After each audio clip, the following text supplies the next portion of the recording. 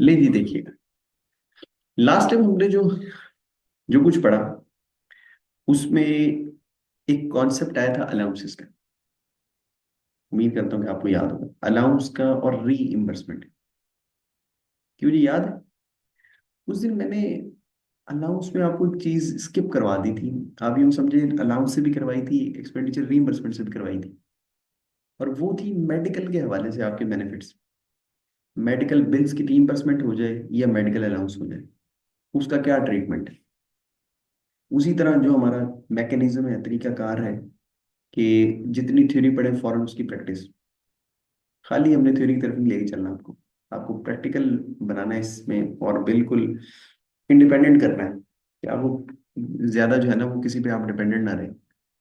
अब मेडिकल के हवाले से देखिएगा, थोड़ी सी बस आपको कहानियां मेरी सुननी पड़ेगी। मैं जब भी कुछ पढ़ाता हूँ तो स्टोरीज, क्योंकि ये अल्लाह और उसके रसूल का तरीका है कि आप हदीस में देखें या कुरान पाक में देखें, तो जहाँ पे कोई बड़ी जबरदस्त बात समझाने की कोशिश की गई तो किसी न किसी की एग्जाम्पल दी गई। तो हम अपने ही दीन को सबसे पहले फॉलो करें, मेरे ख्याल बेहतर हर चीज में। अब मेडिकल में क्या होता है कि एक बंदा है जिसने जॉब स्टार्ट कर दी, एक जगह जॉब कर रहा है। अलाउंस जो है वो उसको मिलता रहेगा। अलाउंस के लिए शर्त नहीं कि वो बंदा बीमार हो। चाहे वो बंदा 4 साल बीमार नहीं होता, उसको हर महीने उसका अलाउंस मिलता रहेगा। यानी कि 48 मंथ्स तक या 60 मंथ्स तक या 72 मंथ्स तक, मतलब 5 साल 4 साल 6 साल जितने अरसा भी है, वो अलाउंस लेता रहे, वो बीमार ना हो। उसे कभी वापसी का तकाजा नहीं किया जाएगा कि आपके ये पैसे रीपे कर दें या पे बैक कर दें। लेकिन अगर वो बीमार हो गया तो फिर क्या होगा? वो जो अलाउंस था ना, मेडिकल अलाउंस, अब वो बचा के तो नहीं रखता रहा कि मैं इसको साइड पे करता रहूँ, साइड पे करता रहूँ, मैं एक दिन बीमार हूँ। वो तो अचानक बीमार हुआ और मामला बहुत बढ़ गया, वो मेजर उसकी कोई सर्जरी होनी है, कोई अल्लाह माफ करे कोई इशू। अब वो क्या करेगा? वो अपने इदारे की तरफ देखेगा, अपने एम्प्लॉयर की तरफ देखेगा, अपनी ऑर्गेनाइजेशन की तरफ देखेगा कि वो मेरे इलाज का बंदोबस्त करे। अब वो इलाज का बंदोबस्त कर भी देते हैं, वो कहते हैं कि जी आप ये 5 7 8 हॉस्पिटल है, ये हमारे पैनल पे इंश्योरेंस एग्रीमेंट से आप समझते होंगे, तो आप यहाँ से जाके ट्रीटमेंट ले लें, आपका फ्री इलाज हो जाएगा। या फिर अगर आप कोई यहाँ से इलाज नहीं करवाना चाहते, या कोई ऐसे अरेंजमेंट्स नहीं भी होते कुछ कंपनीज में, वो बोलते हैं आपको जहाँ से दिल करे ना आप वहां से इलाज करवा लें, और उसके बाद वो बिल्स लें, हम वो अमाउंट आपको पे बैक कर देंगे, जितना आपका खर्चा हुआ होगा ना वो आपको रीइंबर्स कर देंगे, पे बैक कर देंगे। यानी आपके मेडिकल एक्सपेंसेस की रीइंबर्समेंट हो जाएगी। तो ये जो मेडिकल फैसिलिटी है ना कि आप फला फला फला फला फला हॉस्पिटल हमारे पैनल पे वहां से इलाज करवा लें, और दूसरा ये कि अपनी मर्जी से इलाज करवाएं लेकिन रीइंबर्समेंट हो जाएगी, तो इन दोनों चीजों को एक ही माना जाता है, इन दोनों का ट्रीटमेंट भी एक ही। पहले को बोला जाता है मेडिकल फैसिलिटी, कि ये नंबर ऑफ हॉस्पिटल्स है, यहाँ से इलाज करवा लें, ये है मेडिकल फैसिलिटी। और दूसरा है रीइंबर्समेंट, अपनी मर्जी से इलाज करवाएं और वो तमाम बिल्स रीइंबर्स करवा लें। इनका ट्रीटमेंट जहां भी देखेंगे सेम नजर आएगा। स्लैश का मतलब क्या है कि ये एक ही चीज है, फैसिलिटी और रीइंबर्समेंट, फैसिलिटी और रीइंबर्समेंट। लेकिन मेडिकल अलाउंस से पहले क्या है? And medical allowance, allowance is something else. Medical facility आपको मिल रही है, आप पैनल के किसी हॉस्पिटल से इलाज करवा रहे हैं, बीमार हो गए, एम्प्लॉई हैं, या आप अपनी मर्जी से इलाज करवा रहे हैं और आपके बिल्स रीइंबर्स हो गए, और ये जो बेनिफिट आपको मिला है ना, या फैसिलिटी का, ये रीइंबर्समेंट का, ये आपको as per terms of employment मिला है। टर्म्स ऑफ एम्प्लॉयमेंट किस वक्त तय की जाती? हाँ जी, किस वक्त लिखी जाती, किस वक्त डिसाइड होती? जब आपकी एम्प्लॉयमेंट स्टार्ट हो रही होती, एम्प्लॉयमेंट एग्रीमेंट बन रहा होता है, उसके अंदर आपके तमाम बेनिफिट्स हर चीज लिखी जाती।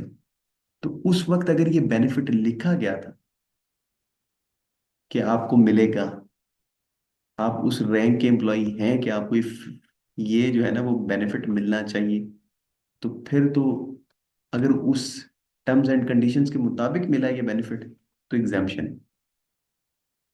वैसे तो हो सकता है आपके इलाज में 2 लाख लगे हो, 3 लगे हो, 5 लगे हो, और वो खर्चा आपकी कंपनी ने उठाया, आपकी कंपनी ने जिम्मेदारी ली अपनी पैनल के हॉस्पिटल से आपका फ्री इलाज करो, तो बेनिफिट तो आपको मिला ना। वो 2 लाख का है, 5 लाख है, 8 लाख का, उसको आपकी टैक्सेबल इनकम में शामिल होना चाहिए। लेकिन वो कह रहा है नहीं होगा, एग्जेम्प्ट है। लेकिन उसकी कुछ कंडीशंस है। कंडीशंस क्या है? एक ही कंडीशन है कि जहाँ से आप इलाज करवा रहे हैं, जिस हॉस्पिटल या क्लिनिक से, वो एनटीएन होल्डर हो और वो अपना एनटीएन प्रोवाइड करे, यानी वो एफपीआर में रजिस्टर्ड हो और वो अपना एनटीएन प्रोवाइड करे। और इन बिल्स को आपकी कंपनी, आपका एम्प्लॉयर सर्टिफाई या अटेस्ट करे। अच्छा जी, ये हो गया। आपको रीइंबर्समेंट मिल गई, क्या करेंगे आप? फैसिलिटी या रीइंबर्समेंट को यहीं पे लिखेंगे। आपको रीइंबर्समेंट मिल गई, लेकिन उससे पहले आपको ना एक अमाउंट लिखनी है, जो कि आप बेसिक सैलरी की लिख लें। और वो लिख लें आप 9 लाख रुपए। और आप कहेंगे जी मुझे 4 लाख रुपए की रीइंबर्समेंट मिली, या 5 लाख रुपए की। मेरे इलाज में 5 लाख रुपया लगा, लेकिन कंपनी ने खर्चा उठा लिया। अब खर्चा जब कंपनी ने उठाया और वो था भी as per terms of employment, तो वो एग्जेम्प्ट में भी लिखा जाएगा, खाली टोटल में नहीं लिखा जाएगा, वो एग्जेम्प्ट में भी लिखा जाएगा। अमाउंट एग्जेम्प्ट फ्रॉम टैक्स, क्योंकि इसके ऊपर टैक्स नहीं लगना।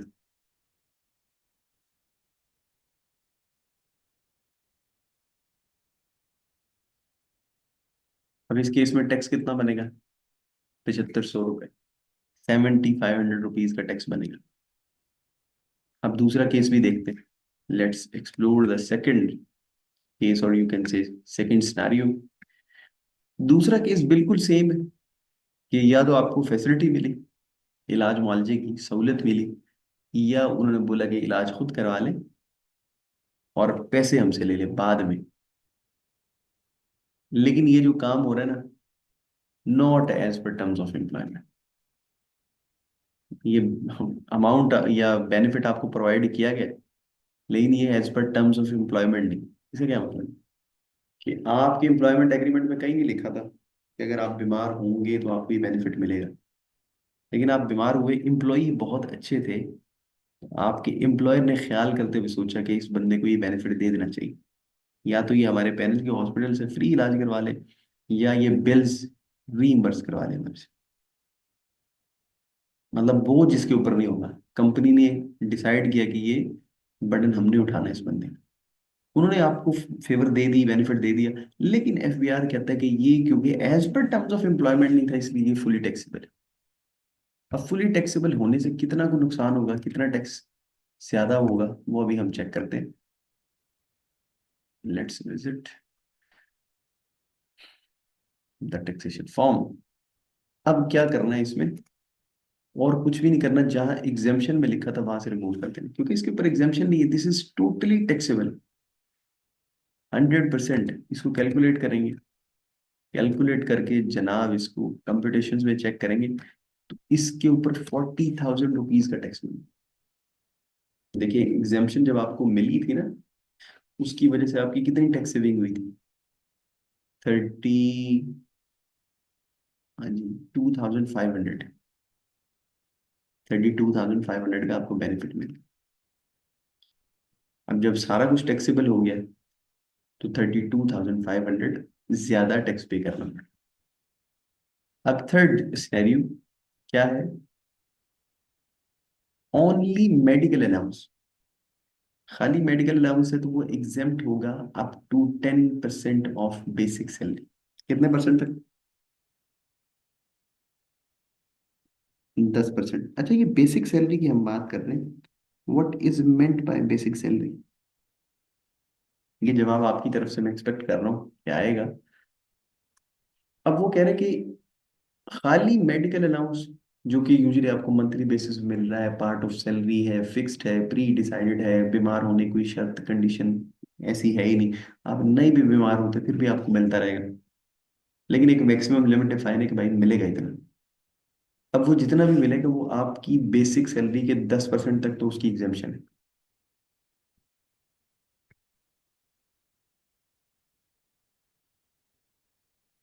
क्या करेंगे? 9 लाख रुपए बेसिक लिख लिए हमने। अब मैं कहता हूं कि 150,000 रुपीज मेडिकल अलाउंस। अगर मैं इसके ऊपर एग्जामेशन क्लेम नहीं करता तो 11,250 रुपीज का टैक्स बनेगा।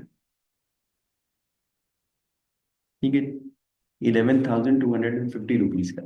लेकिन जो मेरी एग्जामेशन मुझे लॉ ने दी है, अगर मैं वो अवेल करता हूँ तो वो कितनी होगी?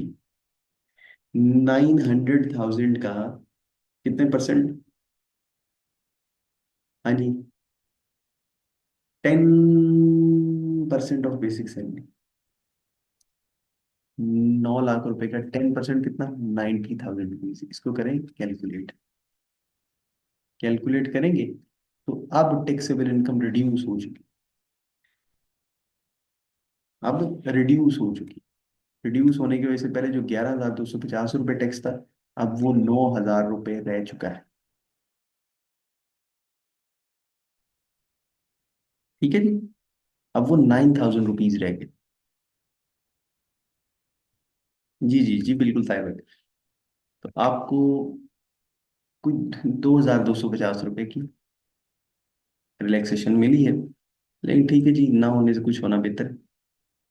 Something is better than nothing. आगे देखिएगा, पहले इसको पढ़ लेते हैं। अभी जो हमने दो पॉइंट्स पढ़े ना, कि फैसिलिटी और रिइंबर्समेंट अगर मिल रही हो ना और वो as per terms of employment ना हो तो वो फुली टैक्सेबल है। फैसिलिटी और रिइंबर्समेंट मिल रही हो लेकिन वो as per terms of employment ना हो, फुली टैक्सेबल है। मैं तीसरी बार फिर रिपीट कर रहा हूँ, मेडिकल फैसिलिटी और रिइंबर्समेंट ऑफ मेडिकल एक्सपेंसेस, अगर ये मामला हो लेकिन as per terms of employment ना हो तो फुली टैक्सेबल, फुली टैक्सेबल। और खाली मेडिकल अलाउंस हो तो exempt up to 10% of basic salary. लेकिन हाइब्रिड सिनेरियो भी तो हो सकता है। आपको अलाउंस मिल रहा था, यूजली मिल रहा था, रूटीन में मिल रहा था, बीमार हो गए। अब बीमार होने पे दो कंडीशंस थी, कि अपनी मर्जी से इलाज करवा लें और रीइंबर्समेंट करवा लें, या हमारे पैनल के हॉस्पिटल्स हैं उनसे इलाज करवा लें, उनमें से किसी। और फिर उसके अंदर भी दो चीजें, कि वो as per terms of employment है या नहीं। तो हम पहले उसको लेके चल रहे हैं जो as per terms of employment नहीं है। मतलब वो बंदा बीमार हुआ, उसको अलाउंस भी मिलता था, लेकिन फिर भी उसको ये फैसिलिटी और रीइंबर्समेंट वाला ऑप्शन दिया गया, और ये as per terms of employment नहीं था। तो अब ये दोनों चीजें जब मतलब पॉइंट नंबर 2 और पॉइंट नंबर 3 इकट्ठे हो गए, हाइब्रिड किस्म का सिनेरियो बन गया, तो फिर क्या करें? ये मैं पॉइंट नंबर 5 में डिस्कस कर रहा हूँ, अभी मैंने 4 खुद छोड़ दिया। तो ये बिल्कुल वही रहेगा एज पर नॉर्मल ट्रीटमेंट, जहाँ पे आपने देखा था कि medical allowance exempt up to 10% of basic salary था, और फैसिलिटी और रीइंबर्समेंट जो कि as per terms of employment नहीं थी वो फुली टैक्सेबल थी। पॉइंट नंबर 2 और 3 एज इट इज आर, लेकिन वो हो गए इकट्ठे। 2 और 3 कंबाइन हो गए, क्लब हो गए, लेकिन ट्रीटमेंट में फर्क नहीं आया। जो उनका इंडिविजुअल ट्रीटमेंट था, कलेक्टिवली भी ट्रीटमेंट वही, कंबाइन होके भी वही। हो सकता है बात ना समझ आई हो, यहाँ पे आ जाएगी।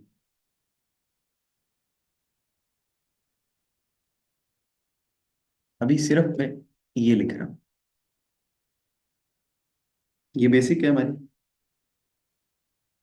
आपको अलाउंस भी मिला, रूटीन में मिल रहा था 150,000। आपको रीइंबर्समेंट मिली जो कि as per terms of employment नहीं थी। आप बीमार हो गए थे एक्चुअली इनफैक्चुअली। अब यहाँ मैं क्या करूँ? क्या मैं दोनों पे कोई एग्जामेशन क्लेम नहीं कर सकता? नहीं।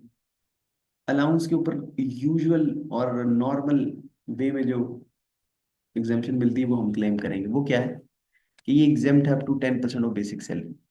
अच्छा, अगर ऐसा ना हो तो कितना टैक्स होगा, पहले वो चेक कर लेते हैं। क्योंकि हमें तो यही देखना है ना कि हम किस तरीके से कितना टैक्स बचा सकते हैं। हमें तो वो टूल सीख लें।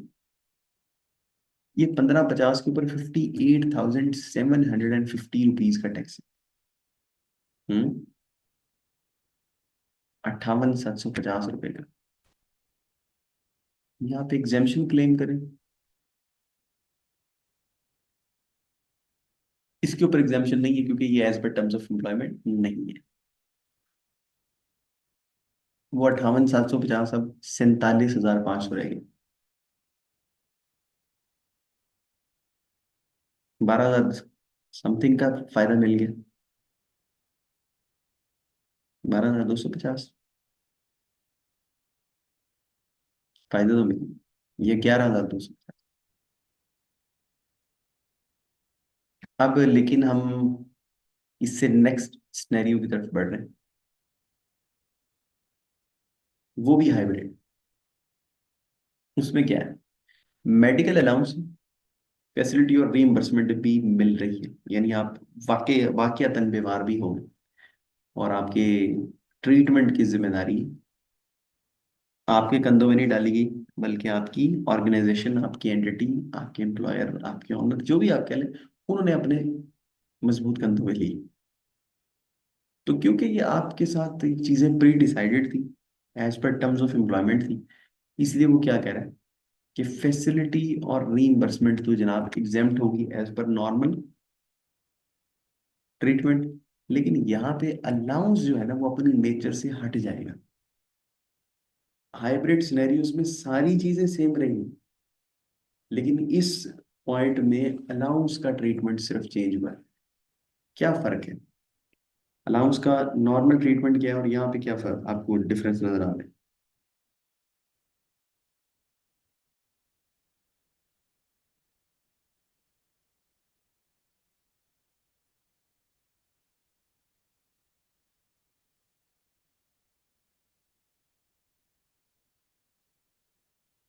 जी क्या फर्क है, बताएं।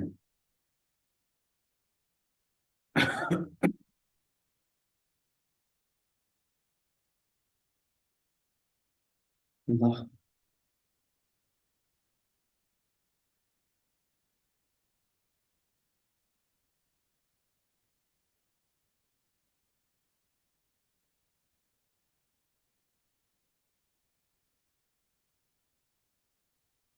अलाउंस इज फुली टैक्सेबल, हालांकि अलाउंस फुली टैक्सेबल होता नहीं, सिर्फ ये डिफरेंस आया नहीं।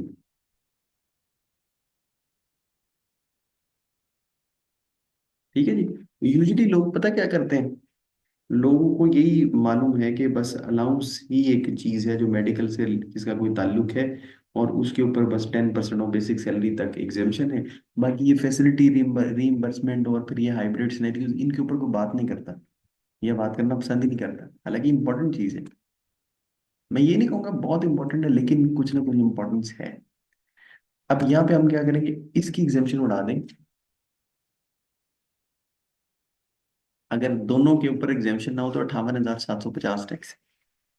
लेकिन अगर एग्जेम्पशन मिल जाए, इसके ऊपर तो मिलनी नहीं, इसके ऊपर पूरी एग्जेम्पशन मिल जाए, तो फिर कितना फायदा होने वाला है। 58,750 से 11,250 पे बात आ गई। चेक कर लें। 58,750 से हम लोग कहाँ पे आ गए, 11,250। 47,500 की हमने सेविंग की है। और अभी तक मैंने आपको कितने टूल्स बताए हैं टैक्स सेविंग के, जिनमें बड़ा बड़ा बड़ा बड़ा जो है ना वो डिफरेंस आ रहा होता है, बहुत बहुत हम अमाउंट्स के हेर फेर कर रहे होते हैं, लेकिन वो सारे लीगल हैं। हम सारे लीगल तरीकों से आपको सिखा रहे होते हैं, बता रहे होते हैं, समझा रहे होते हैं कि टैक्स आप कैसे बचा सकते हैं। तो प्लीज टैक्स सीखिए, लेजिटिमेट वेज की तरफ आए।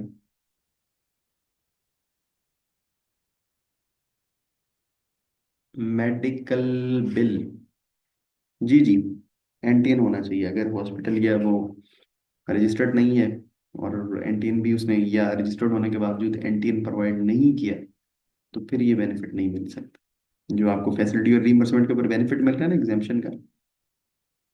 फैसिलिटी और रीइंबर्समेंट तो मिल जाएगी, वो तो आपका और एम्प्लॉयर का आपस का मामला है, लेकिन ये वाला बेनिफिट नहीं आपको मिलेगा। समझ रहे हैं आप? कौन सा वाला बेनिफिट?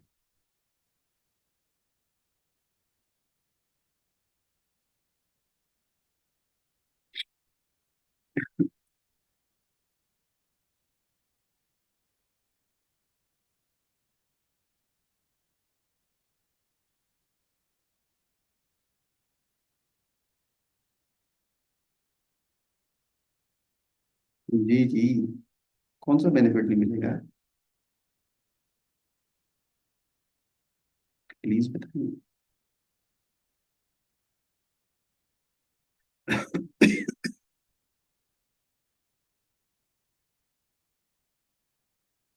चले एक काम करें, सब कुछ छोड़ें, सब कुछ छोड़ देंगे।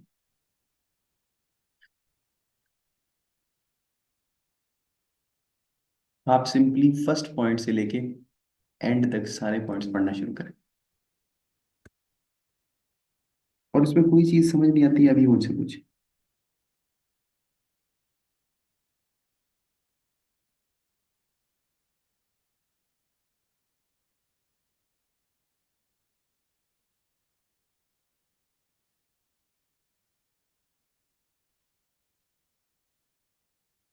फर्स्ट पॉइंट पढ़े, मेडिकल फैसिलिटी और रीइंबर्समेंट ऑफ मेडिकल एक्सपेंसेस। क्योंकि ये एक चीज है, इसलिए मैंने इज लगाया, आर नहीं लगाया। ये फैसिलिटी और रीइंबर्समेंट एक चीज है, इसलिए उसके साथ इज यूज किया गया।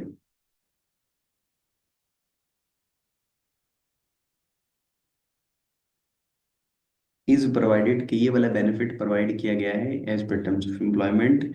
तो एग्जाम्शन है, एग्जाम्शन की कंडीशन ये है कि हॉस्पिटल या क्लिनिक जहाँ से आप ट्रीटमेंट ले रहे हैं या आपने ट्रीटमेंट लिया है, वो एनटीएन होल्डर हो और वो एनटीएन प्रोवाइड भी करे, साथ में आपका एम्प्लॉयर या आपकी कंपनी, आपकी ऑर्गेनाइजेशन, आपकी एंटिटी जो भी है, वो उसको सर्टिफाई करे, अटेस्ट करे।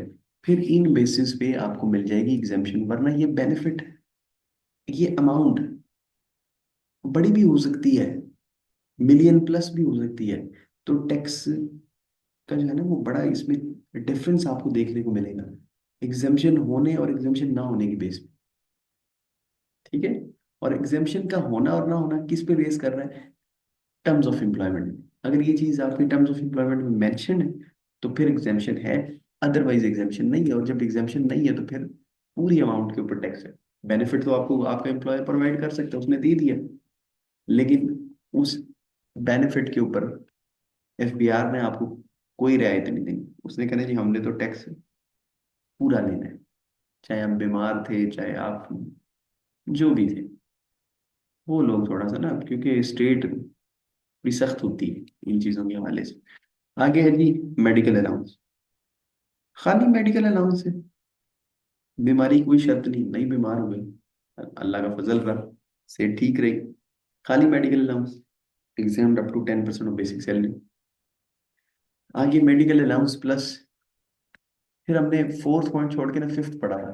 तो ये फिफ्थ जो था ये सेकंड और थर्ड सिनेरियो का मिक्सचर था, और ट्रीटमेंट भी वही था, जिसमें अलाउंस भी मिल रहा था, फैसिलिटी और रीइंबर्समेंट जो थी मिली वो भी थी, लेकिन वो as per terms of employment नहीं थी। तो अलाउंस अपनी नॉर्मल नेचर के मुताबिक 10% ऑफ बेसिक सैलरी तक एग्जेम्प्ट हुआ था, और फैसिलिटी और रीइंबर्समेंट नॉर्मल अपनी नेचर के मुताबिक, यूजुअल ट्रीटमेंट के मुताबिक फुली टैक्सेबल। फोर्थ सिनेरियो में चीजें थोड़ी सी चेंज हो जाती हैं। अलाउंस जो है वो अपनी नेचर से हट जाता है, फुली टैक्सेबल हो जाते हैं, और फैसिलिटी और रीइंबर्समेंट अपनी नॉर्मल नेचर के मुताबिक रहते हैं, यानी कि उनके ऊपर हमें एग्जाम्पशन मिलती है। इन्हीं को हमने पोर्टल पे समझा, देखा, बात की।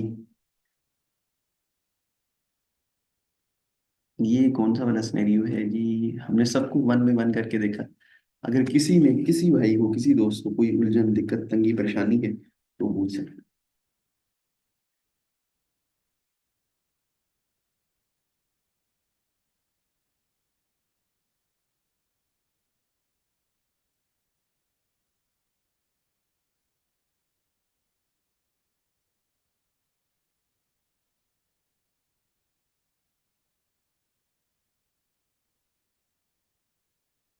जी प्लीज।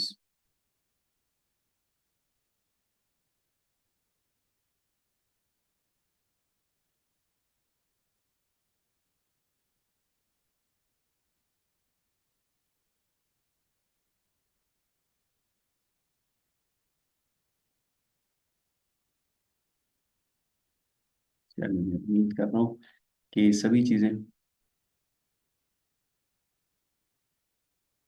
हाँ जी, हाँ जी, नहीं, बिल्कुल बिल्कुल, ये बहुत अच्छी चीज़ है कि अगर कोई चीज़ आपको नहीं समझ आती, मैं आपको तरीका भी बल्कि आज थोड़ा सा अर्ज कर देता हूँ कि आपने क्या करना है। जैसे ही क्लास खत्म होगी, चले जाइए। अल्हम्दुलिल्लाह, अल्हम्दुलिल्लाह। जैसे ही क्लास खत्म होगी ना, जिन लोगों ने पूरी क्लास ली, वो सिंपली जो आपको नोट्स मिलेंगे ना, उनको पढ़े। दोबारा सारी रिकॉर्डिंग ना सुने, टाइम वेस्ट ना करें, उसको सुने। और सुनने के बाद देखें जी कौन सा पॉइंट, वो, सॉरी मैं क्या सुनने का कह रही हूँ, उसको पढ़ें, सिंपली रीड करें, प्लेन रीडिंग करें।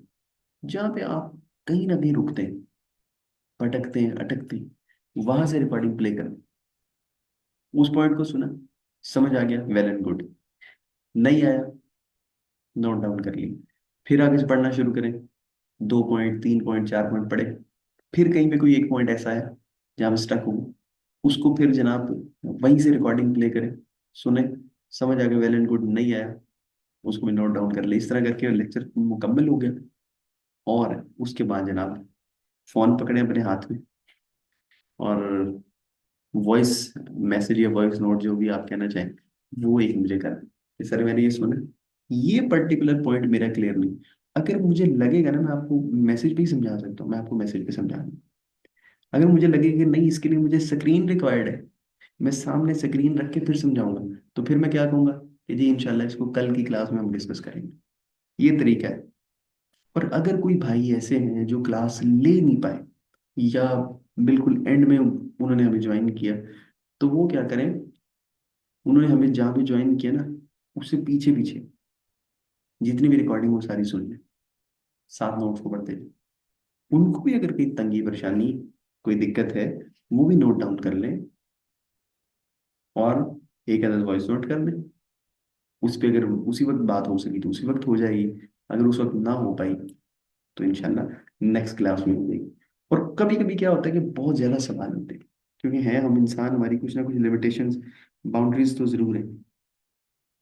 तो कभी बहुत ज़्यादा सवाल आ जाते हैं, तो फिर आप को अगर एक आधे दिन तक जवाब नहीं मिलता तो आप वेट कर लें। लेकिन अगर आप देखते हैं ना, 2-3 दिन गुजर गए, समटाइम बंदा भूल भी जाता है, इतने मैसेजेस होते हैं, बंदा भूल भी जाता है। आप मुझे एक रिमाइंडर दे दें कि सर ये मेरा क्वेश्चन था, क्वेश्चन के नीचे ही ना, उसी के रिप्लाई में बर्थडे रिमाइंडर लिख दें, ये सिर्फ RE लिख दें, मैं समझ जाऊंगा ये रिमाइंडर है, और आपको उसका रिस्पॉन्स मिल जाएगा।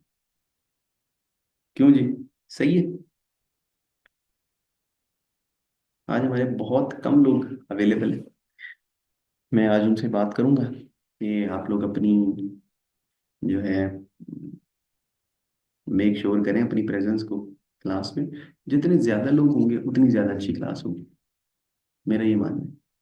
और जब मुझे लगता है ना कि मेरी ये क्लास में स्ट्रेंथ कम है, ज्यादा लोग रिकॉर्डेड लेक्चर्स पे डिपेंडेंट है, तो मेरी कोशिश होती है, मैं किसी एक ग्रुप से पूछता हूँ कि आप लोग वो फलां ग्रुप के साथ मर्ज ना कर दें।